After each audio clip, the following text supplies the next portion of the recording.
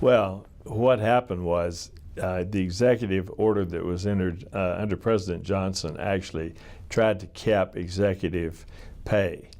Unfortunately, they capped it at the high executive salaries, the highest executive salaries in the private sector. You know what's happened to executive salaries in the private sector. They've gone through the roof. Now, the key to this is really that even though they are capped at this level, they're not capped at that being their total income. In other words, the company can pay them anything they want to.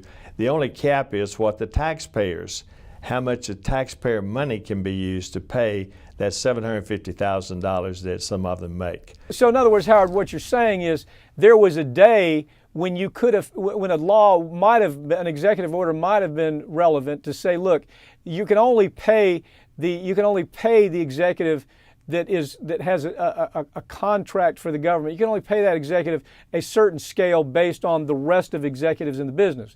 And when that was done, these executive bonuses weren't, $1 billion, $2 billion, $500 million. Some of these ridiculous, outrageous CEO pays that we see now. Overnight, that changed, and now because of that, a corporation, a subcontractor corporation who's getting taxpayers' money can justify paying that CEO as much as they want, basically, right?